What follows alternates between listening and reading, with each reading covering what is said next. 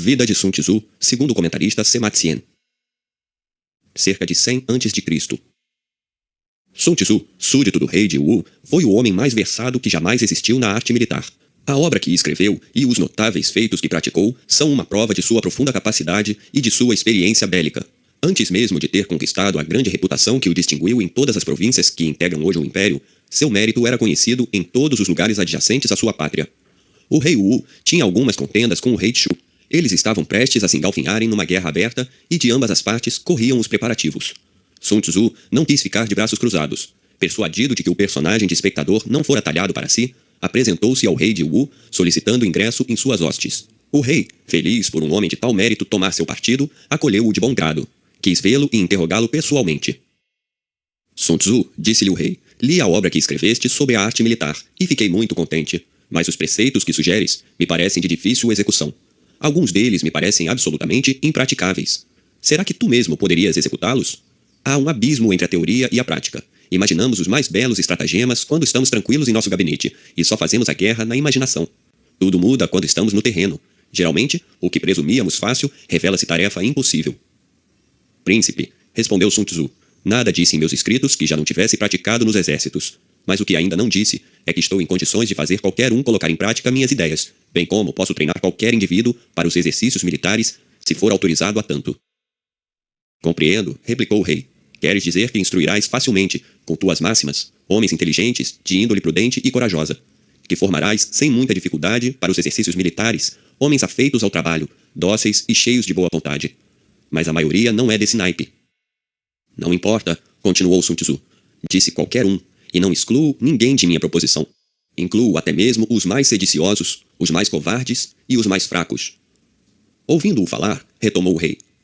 Parece que incutirias até nas mulheres sentimentos que plasmam os guerreiros, que as treinarias para os exercícios das armas. Sim, príncipe, replicou Sun Tzu com tom firme. Rogo que vossa majestade acredite nisso. O rei, entediado pelos divertimentos ordinários da corte, aproveitou a ocasião para obter um regalo diferente. Tragam-me aqui, disse, minhas 180 mulheres. Ele foi obedecido e as princesas apareceram. Entre elas, havia duas que o príncipe amava com devoção. Elas foram colocadas à frente das outras. Veremos, disse o rei sorrindo. Veremos, Sun Tzu, se mantens a tua palavra, nomeio-te general dessas novas tropas. Só terás que escolher o lugar mais apropriado no palácio para exercitá-las às armas. Quando elas estiverem suficientemente treinadas, me avisarás e eu virei fazer justiça à tua habilidade e a teu talento. O general, sentindo todo o ridículo do papel que lhe impingiam, não se desconcertou, mostrando-se, ao contrário, muito satisfeito da honra que o rei lhe fazia, não somente permitindo que visse suas mulheres, mas ainda colocando-as sob seu comando. Executarei a tarefa a contento, majestade, replicou ele com segurança. Espero que em breve vossa majestade tenha ocasião de rejubilar-se com os meus serviços, convencendo-se de que Sun Tzu não é homem de se vangloriar. O rei retirou-se para seus aposentos, e o guerreiro não pensou em mais nada, senão em executar a tarefa. Solicitou armas e todo o equipamento militar para seus soldados. Depois de tudo pronto, conduziu suas tropas a uma das alas do palácio que lhe pareceu mais adequada a seus propósitos. Então, Sun Tzu dirigiu a palavra às favoritas. Vocês estão sob meu comando e sob minhas ordens. Devem me escutar atentamente e me obedecer em tudo o que ordenar. Essa é a regra militar fundamental. Evitem infringi-la. A partir de amanhã, farão o exercício diante do rei e deverão estar prontas. Depois dessas palavras, cingiu-as com o baudrier e lhes colocou uma alabarda na mão. Dividiu-as em 2 grupos, colocando na frente as favoritas. Depois desse arranjo, começou as instruções nestes termos. Sabem distinguir a frente das costas e a mão direita da mão esquerda? Respondam. Só recebeu como resposta algumas gargalhadas. Mas como permanecesse silencioso e sério, as concubinas responderam em uníssono. Sim, sem dúvida. Assim, prestem muita atenção ao que vou lhes dizer. Quando o tambor der um único golpe, permaneçam na posição atual, prestando atenção ao que está em sua frente. Ouvindo 2 golpes, virem-se, de forma que a frente ocupe o lugar da mão direita. Quando soarem 3 golpes, virem-se, de forma que a frente ocupe o lugar da mão esquerda. Quando o tambor der 4 golpes, devem virar-se e a frente deve ocupar o lugar das costas. O que acabo de dizer pode não ter ficado claro. Repito, um único golpe de tambor significa sentido. 2 golpes, direita volver. 3 golpes, esquerda volver. 4 golpes, meia volta. Repetindo, a primeira ordem que darei será esta. Primeiramente farei soar um único golpe. A esse sinal, ficarão prontas para o que vou ordenar. Alguns momentos depois, soarei 2 golpes. Então, todas juntas virarão à direita com gravidade. Em seguida, farei soar 4 golpes e completarão a meia volta. Depois, retomarão a posição inicial e, como antes, ouvirão um único golpe. Compenetrem-se. Em seguida, farei soar não 2, mas 3 golpes e vocês volverão à esquerda. Ouvindo 4 golpes, completarão a meia volta. Compreenderam bem o que eu disse? Se tem alguma dificuldade, não hesitem em me comunicar e tentarei solucioná-la. Estamos prontas, responderam as mulheres. Assim sendo, retomou Sun Tzu, vou começar. Não se esqueçam de que o som do tambor substitui a voz do general, pois é por seu intermédio que ele lhes dá ordens. Sun Tzu repetiu essa instrução 3 vezes. Depois, ordenou de novo seu pequeno exército. Em seguida, fez soar um golpe de tambor. A esse barulho, todas as princesas começaram a rir. Ele soou 2 vezes. Elas riram mais forte. O general, sem perder a compostura, dirigiu-lhes a palavra nestes termos. Pode ser que não tenha me explicado claramente. Se aconteceu isso, a culpa é minha. Vou tentar remediar o fato, falando-lhes de uma forma que esteja a seu alcance. Em seguida, repetiu 3 vezes a mesma instrução, usando outros termos. Quero ver se agora serei melhor obedecido. Ele fez soar o tambor. Soaram 2 golpes. Em virtude da situação estranha e grave em que se encontravam, as mulheres esqueceram que era preciso obedecer. Após terem tentado controlar o riso que as sufocava, soltaram as mais vivas gargalhadas. Sun Tzu não se desconcertou. No mesmo tom que lhes tinha falado antes, disse-lhes: se eu não tivesse me explicado bem, ou se vocês não me tivessem afirmado em coro que tinham compreendido, não seriam culpadas. Mas lhes falei claramente, como vocês mesmas admitiram. Por que não obedeceram? Vocês merecem punição, e punição militar. No universo militar, aquele que não obedece às ordens do general merece a morte. Vocês morrerão. Depois desse preâmbulo, Sun Tzu ordenou que 2 mulheres matassem as favoritas, que estavam à sua frente. No mesmo momento, um dos guardas das mulheres, percebendo que o guerreiro não estava brincando, correu para avisar o rei a respeito do que estava acontecendo. O rei despachou alguém para proibir que Sun Tzu matasse as 2 favoritas, sem as quais não poderia viver. O general escutou com respeito o emissário, mas não acedeu ao pedido do rei. Diga ao rei, respondeu, que Sun Tzu o considera bastante sensato e justo para pensar que ele pudesse ter mudado de ideia, e queira realmente que eu aceda à contra-ordem recente. O príncipe faz a lei, mas não poderia dar ordens que aviltassem a dignidade com que me revestiu. Ele me encarregou de treinar suas 180 mulheres. Sagrou-me seu general. Cabe a mim fazer o resto. Elas me desobedeceram, por isso morrerão. Mal tendo pronunciado essas últimas palavras, tirou o sabre e, com o mesmo sangue frio que mostrara até então, decapitou as 2 favoritas que comandavam as outras. Imediatamente, substituiu-as por outras, fez soar o tambor como combinado. E como se tivessem durante toda a vida exercido o ofício da guerra, as mulheres manobraram em silêncio e de forma impecável. Sun Tzu dirigiu-se ao emissário do rei. Vá avisar o rei, disse, que suas mulheres sabem fazer o exercício, que posso levá-las à guerra, fazer com que enfrentem todo tipo de perigo, até mesmo atravessar a água e o fogo. O rei, informado de tudo, ficou desesperado. Perdi, disse suspirando. Perdi o que mais amava no mundo. Que esse estranho se retire em seu país. Não quero saber dele, nem de seus serviços. Então Sun Tzu disse: o rei ama palavras vazias. Não é capaz de juntar o gesto à palavra. O tempo e as circunstâncias fizeram com que o rei fizesse o luto. Os inimigos estavam prestes a esmagá-lo. Então, convocou novamente Sun Tzu, nomeou o general de seus exércitos e, por seu intermédio, destruiu o reinado de Chu. Os vizinhos que antes mais o inquietavam, cheios de temor à menção dos belos feitos de Sun Tzu, não hesitaram em pedir proteção a um príncipe que tinha tal homem a seu serviço. Capítulo 1. Da avaliação. Sun Tzu diz: a guerra tem importância crucial para o Estado. É o reino da vida e da morte. Dela depende a conservação ou a ruína do império. Urge bem regulá-la. Quem não reflete seriamente sobre o assunto evidencia uma indiferença condenável pela conservação ou pela perda do que mais se preza. Isso não deve ocorrer entre nós. A arte da guerra implica 5 fatores principais, que devem ser o objeto de nossa contínua meditação e de todo o nosso cuidado, como fazem os grandes artistas ao iniciarem uma obra-prima. Eles têm sempre em mente o objetivo a que visam e aproveitam tudo o que veem e ouvem, esforçando-se para adquirir novos conhecimentos e todos os subsídios que possam conduzi-los ao êxito. Se quisermos que a glória e o sucesso acompanhem nossas armas, jamais devemos perder de vista os seguintes fatores: a doutrina, o tempo, o espaço, o comando, a disciplina. A doutrina engendra a unidade de pensamento, inspira-nos uma mesma maneira de viver e de morrer, tornando-nos intrépidos e inquebrantáveis diante dos infortúnios e da morte. Se conhecermos bem o tempo, não ignoraremos os 2 grandes princípios yin e yang, mediante os quais todas as coisas naturais se formam e dos quais todos os elementos recebem seus mais diversos influxos. Apreciaremos o tempo da interação desses princípios para a produção do frio, do calor, da bonança ou da intempérie. O espaço, como o tempo, não é menos digno de nossa atenção. Se o estudarmos bem, teremos a noção do alto e do baixo, do longe e do perto, do largo e do estreito, do que permanece e do que não cessa de fluir. Entendo por comando a equidade, o amor pelos subordinados e pela humanidade em geral.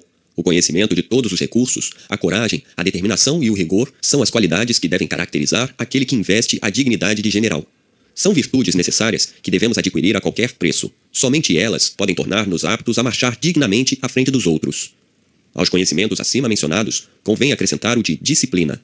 Possuir a arte de ordenar as tropas, não ignorar nenhuma das leis da hierarquia e fazer com que sejam cumpridas com rigor. Estar ciente dos deveres particulares de cada subalterno. Conhecer os diferentes caminhos que levam a um mesmo lugar. Não desdenhar o conhecimento exato e detalhado de todos os fatores que podem intervir e informar-se de cada um deles em particular.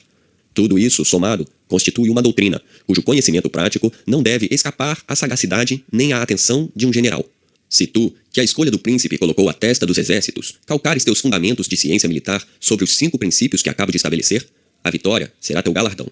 Em compensação, sofrerás as mais abjetas derrotas se, por ignorância ou presunção, vieres a omiti-los ou a rejeitá-los.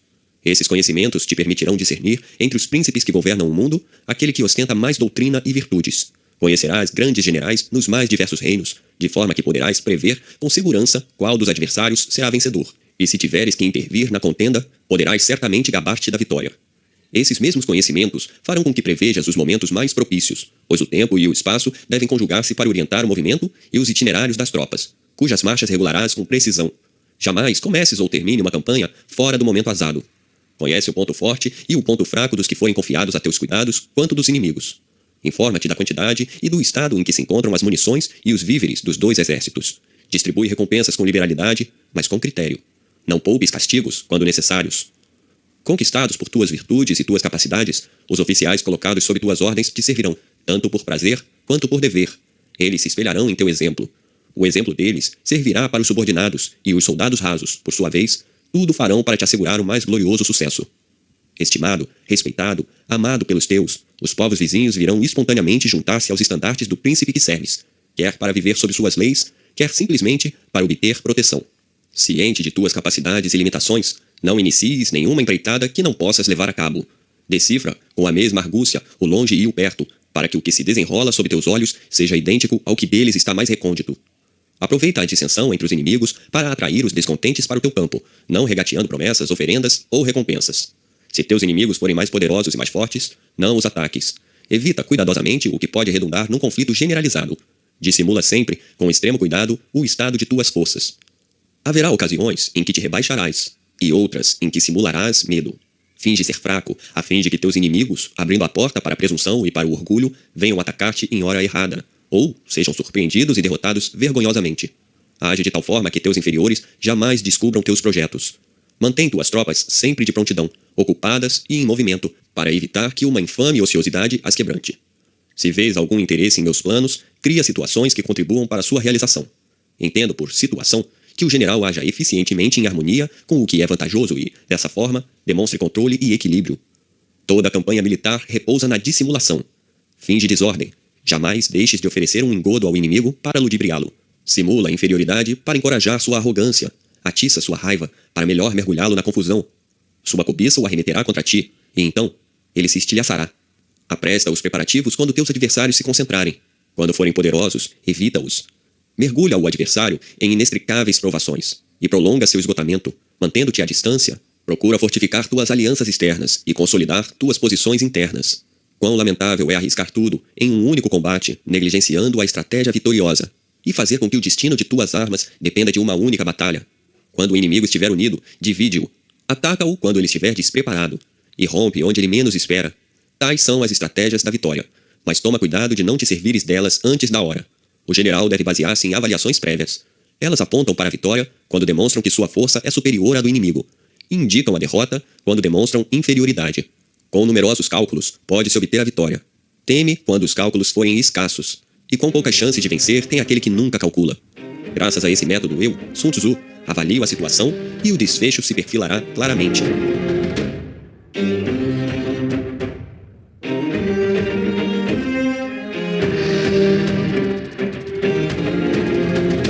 Capítulo 2.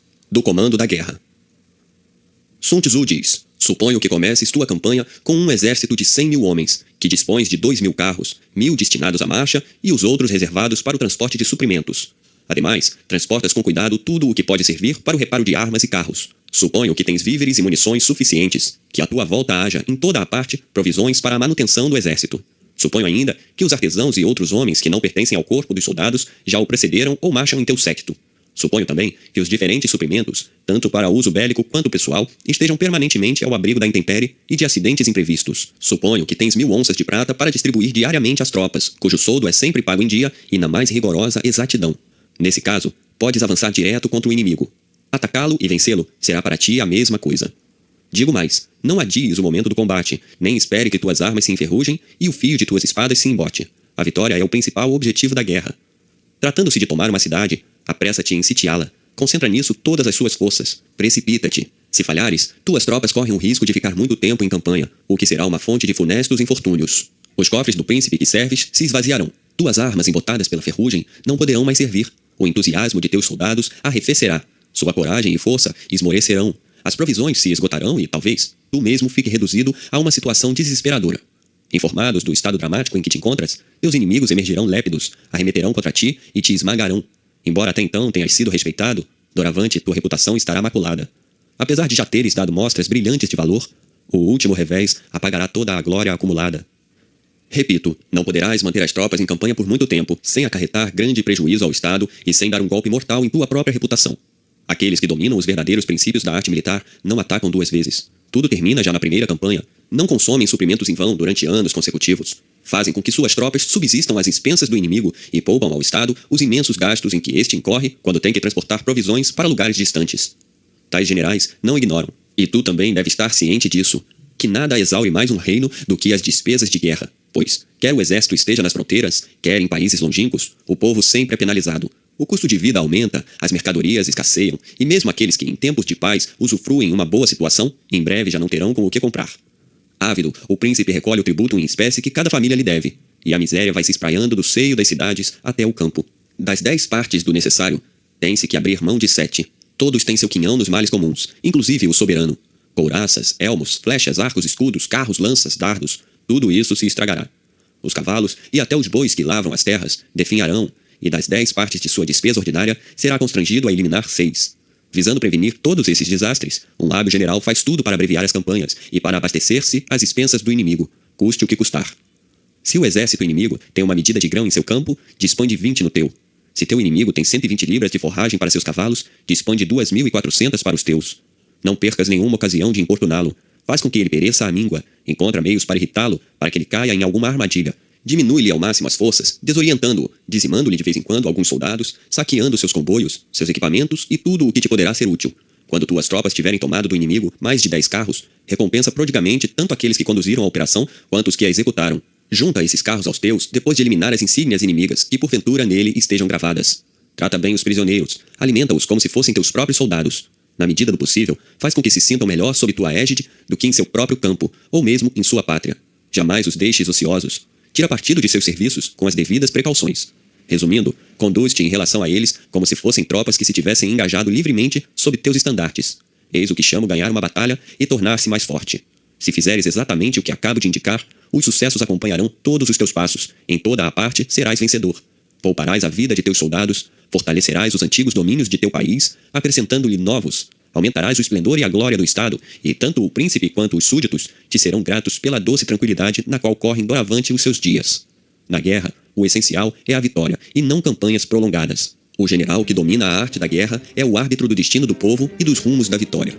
Que objetos podem ser mais dignos de tua atenção e de todos os teus esforços?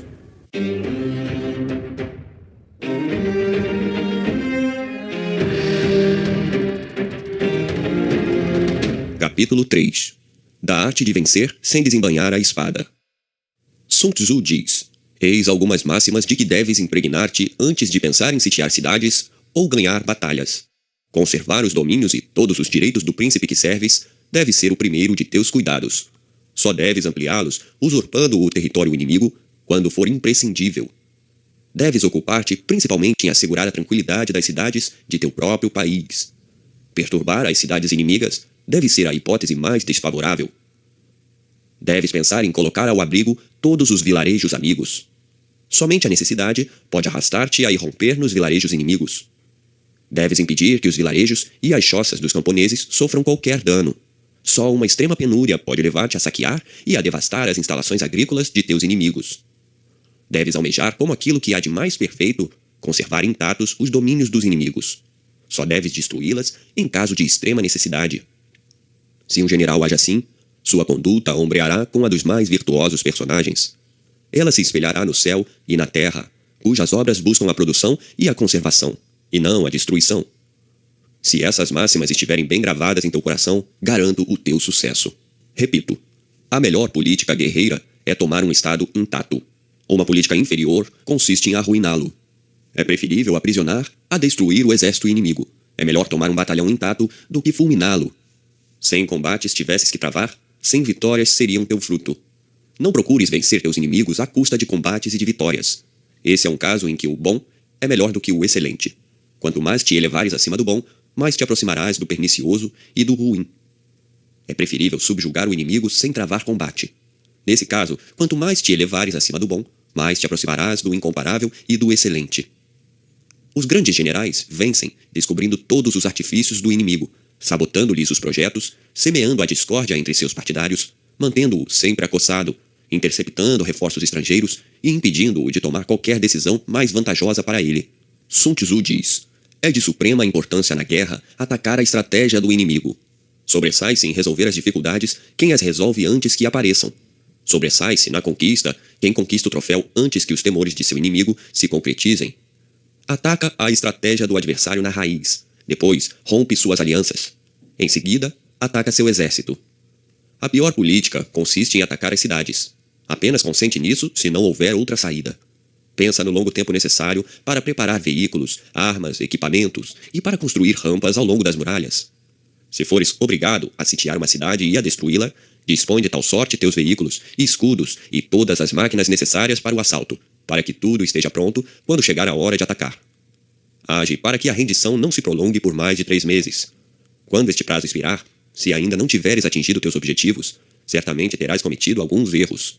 Empenha-te em repará-los. Partindo para o assalto, à frente de tuas tropas, redobra os esforços. Imita a vigilância, a diligência, o entusiasmo e a tenacidade das formigas. Suponho que terás construído antecipadamente as trincheiras e outras obras necessárias, que terás edificado fortes para descobrir o que se passa no interior da cidade sitiada, e terás contornado todos os inconvenientes que tua prudência te recomenda. Apesar de todas essas precauções, se de 3 partes de teus soldados tiveres a infelicidade de perder uma sem poderes alardear vitória, convence-te de que não atacaste bem. Um hábil general jamais se encontrará reduzido a tais extremos. Ele conhece a arte de humilhar os seus inimigos sem travar batalhas. Sem derramar uma gota de sangue, sem mesmo desembainhar a espada, consegue tomar as cidades. Sem colocar os pés em reinos estrangeiros, descobre o meio de conquistá-los. Sem operações prolongadas e sem perder um tempo considerável à testa de suas tropas, conquista uma glória imortal para seu príncipe, assegurando a felicidade de seus compatriotas e fazendo com que o universo lhe seja reconhecido pelo repouso e pela paz conquistados. Esse é o alvo que todos os comandantes devem buscar incessantemente e sem jamais esmorecer. O objetivo de um general hábil é apoderar-se do reino inimigo quando este está intacto. Assim, suas tropas não se esgotarão e seu triunfo será completo. Esta é a arte da estratégia vitoriosa. Há uma infinidade de situações diferentes em que podes te encontrar em relação ao inimigo. Nem todas poderiam ser previstas de antemão, logo, evito maiores detalhes. Tua clarividência e tua experiência te sugerirão o que deves fazer à medida que as circunstâncias se apresentem. Entretanto, vou dar-te alguns conselhos gerais que poderás usar se necessário. Se fores 10 vezes mais numeroso que o inimigo, cerca-o de todos os lados. Não deixes nenhuma passagem livre. Age de forma que ele não possa evadir-se para acampar em outra parte, nem receber qualquer socorro. Se teu contingente for 5 vezes superior, dispõe teu exército de forma que ele possa atacar pelos 4 flancos simultaneamente, no momento oportuno. Se tens o dobro da força do inimigo, contenta-te em dividir teu exército em 2. Mas se em ambas as partes a quantidade de guerreiros é a mesma, só te resta aventurar-te ao combate. Se fores inferior, fica alerta. O menor erro pode ser fatal. Tenta colocar-te a salvo e evita, se possível, entrar em choque com o adversário. A prudência e a firmeza de um punhado de pessoas pode conseguir extenuar e dominar mesmo um exército numeroso. Assim, és ao mesmo tempo capaz de te proteger e de obter uma vitória completa. Quem está à testa dos exércitos é o sustentáculo do Estado. Se agir corretamente, o reino será próspero. Ao contrário, se o comandante não tiver as qualidades necessárias para desempenhar dignamente seu cargo, o reino sofrerá inelutavelmente as consequências e talvez fique à beira do abismo. Um general só pode servir bem o Estado de um único modo, mas pode arruiná-lo de diversas maneiras. É preciso muito esforço e uma conduta calcada na bravura e na prudência para ser vitorioso. Um só passo em falso põe tudo a perder. Um general pode cometer muitos erros. Se engajar as tropas no momento errado, fará com que ataquem quando não convém. Se não tem um conhecimento exato dos lugares onde deve conduzi-las, se lhes impõe acampamentos desastrosos, se as cansa inutilmente, se ordena que retrocedam sem necessidade, se ignora as necessidades dos que integram seu exército, se desconhece a ocupação a que cada um se dedicava antes de se alistar, a fim de tirar partido do talento individual de cada um, se desconhece o ponto forte e o fraco de seus subordinados, se não conta com a fidelidade dos mesmos, se não impõe a mais estrita disciplina, se carece do talento de bem governar, se é irresoluto e vacilante nas ocasiões em que urge ter pulso firme, se não recompensa adequadamente seus soldados quando de direito, se permite que estes sejam humilhados sem motivo pelos oficiais, se não sabe impedir as dissensões entre os chefes. Um general que cometer tais erros tornará o exército capenga, esgotará homens, víveres e o reino, e se tornará a vítima infame de sua própria imperícia. Sun Tzu diz: no comando dos exércitos há 7 males cruciais. 1. Executar cegamente ordens tomadas na corte, segundo o arbítrio do príncipe, sem se ater às circunstâncias. 2. Tornar os oficiais confusos, despachando emissários que ignoram os assuntos militares. 3. Misturar regras próprias à ordem civil e à ordem militar. 4. Confundir o rigor necessário ao governo do Estado e a flexibilidade que o comando das tropas requer. 5. Dividir a responsabilidade. 6. Disseminar a suspeita que engendra a desordem. Um exército confuso conduz à vitória do inimigo. 7. Aguardar ordens em todas as circunstâncias. Isso equivale a esperar a autorização de um superior para apagar o fogo. Antes que a ordem chegue, as cinzas já estarão frias. No entanto, está escrito no código que se deve consultar um inspetor nesse assunto. É como se, ao edificar uma casa na beira de uma estrada, fôssemos pedir conselho aos passantes. O trabalho ainda não estaria terminado. Este é o meu ensinamento. Nomear um general é da alçada do soberano. Decidir uma batalha cabe ao general. Um príncipe esclarecido deve escolher o homem que convém, revesti-lo de responsabilidade e aguardar os resultados. Para vencer os inimigos, 5 circunstâncias são necessárias. 1. Saber quando combater e quando bater em retirada. 2. Saber lidar com o pouco e o muito, segundo as circunstâncias. 3. Compor habilmente suas fileiras. Mêncio diz, abre aspas, o momento oportuno não é tão importante quanto as vantagens do terreno, e tudo isso não é tão relevante quanto a harmonia das relações humanas. Fecha aspas. 4. Preparar-se prudentemente para afrontar o inimigo potencial. Não prever, dando como pretexto a inferioridade do adversário, é o maior dos crimes. Estar preparado, independente de qualquer contingência, é a maior das virtudes. 5. Evitar as ingerências do soberano em tudo o que executar, para a glória de seus exércitos. Esses são os 5 caminhos da vitória. Conhece teu inimigo e conhece-te a ti mesmo. Se tiveres 100 combates a travar, 100 vezes serás vitorioso. Se ignoras teu inimigo e conheces a ti mesmo, tuas chances de perder e de ganhar serão idênticas. Se ignoras ao mesmo tempo teu inimigo e a ti mesmo, só contará teus combates por tuas derrotas.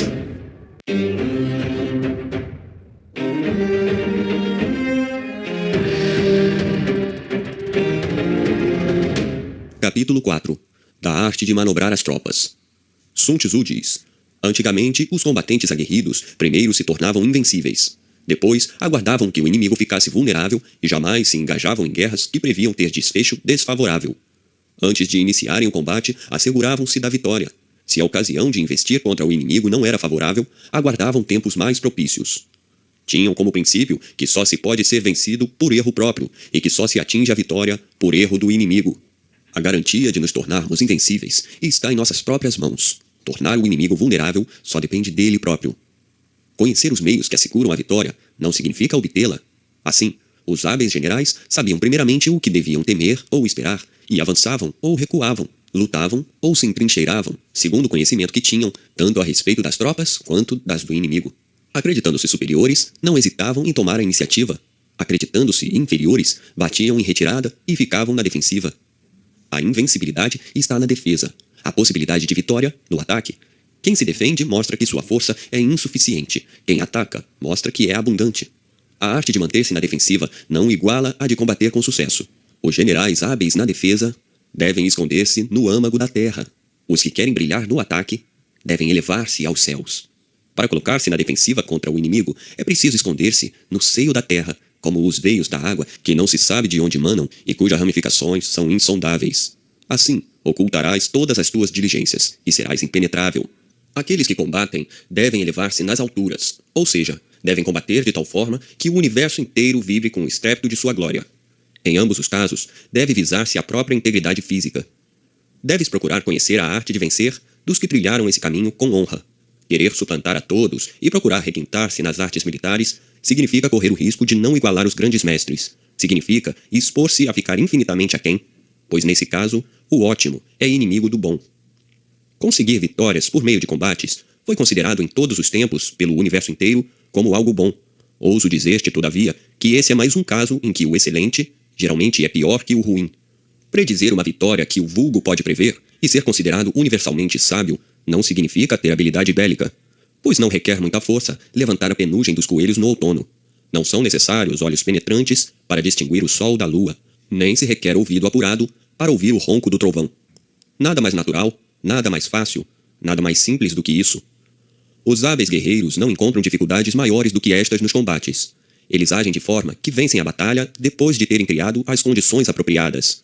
Eles preveem todas as eventualidades, conhecem a situação do inimigo, conhecem-lhes as forças, e não ignoram o que podem fazer e até onde podem ir.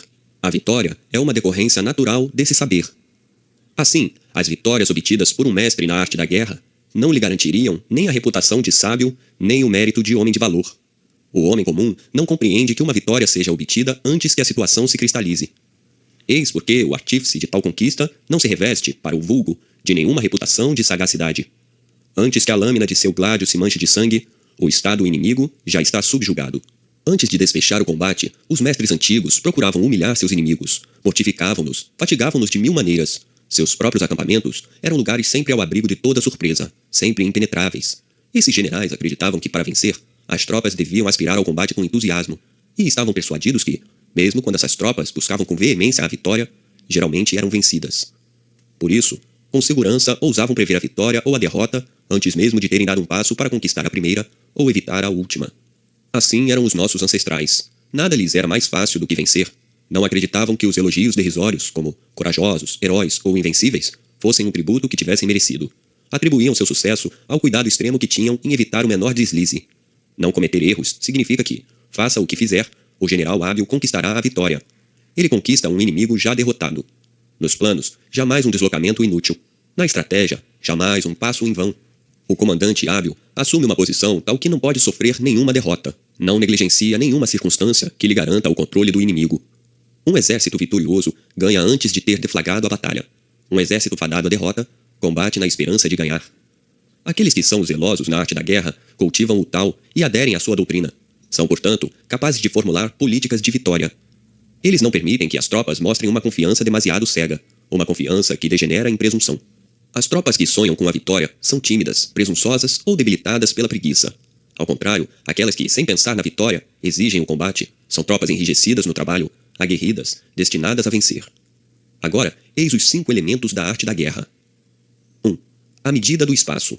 2. A avaliação das quantidades. 3. As regras de cálculo. 4. As comparações. 5. As chances de vitória. As medidas do espaço derivam do terreno. As quantidades derivam da medida. Os números emanam das quantidades. As comparações decorrem dos números. E a vitória é o fruto das comparações. É pela disposição das forças que um general vitorioso é capaz de levar seus